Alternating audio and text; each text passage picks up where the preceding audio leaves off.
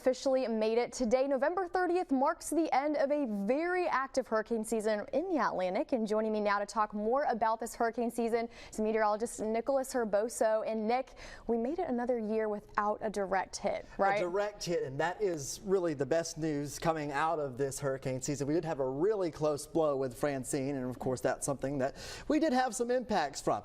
However, believe it or not, this was a season that had multiple landfalls on the Gulf Coast. Let's actually take a look at this here. This is the overall season, all the names put up on the board, and we got all the way to Sarah, but there were multiple landfalls, 5 in fact, hurricane landfalls in the United States, all of them being on the Gulf Coast. All of them being on the Gulf Coast, and some were particularly strong like Helene. This actually was the deadliest hurricane season since 2005. 2005, which of course was a record year. By the numbers, let's take a look at it. 18 named storms in total. Hurricanes, we had 11 and an incredible number, 5 major hurricanes. This did fall within that forecast from NOAA. However, on the lower end of the forecast here, that was their forecast that they put out, of course, in the beginning of the season. Storm tracks overall, here they are. Notice the concentration in the Gulf of Mexico there. We had a few storms that were out to sea. A couple of tracks that stand out. You can see Beryl's track that went into Texas, a longer track storm there. And then you have storms like Debbie that caused rain all the way up into New England.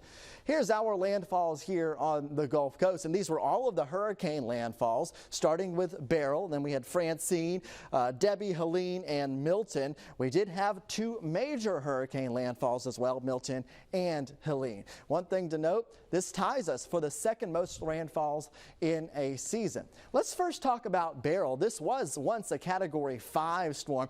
This one went down, this broke a lot of records, as the strongest June hurricane on record and the most tornado warnings in a single July day. 65 tornado warnings, all from Hurricane Beryl. And let's move to Francine. Francine was the only one that gave us here on the Gulf Coast direct impacts, caused significant power outages, $9 billion total in damage. Helene, of course, one that completely stands out. This one, very deadly storm, causing significant rainfall, historic rainfall for places like North Carolina. Strongest hurricane on record to hit the Big Bend of Florida as well, and deadliest hurricane to hit the United States since Katrina in 2005. Then there was Milton, Category 5 storm. 5th strongest hurricane on record behind Hurricane Rita, an extreme example of rapid intensification. And take a look at this, 126 tornado warnings in a single day in Florida. That's all of this. These are the thunderstorms and the lightning flashes as Milton was approaching Florida. An incredible sight to see for sure. So once again, we're done with hurricane season, but now we look to next year. Next hurricane season 2025 starts on June 1st.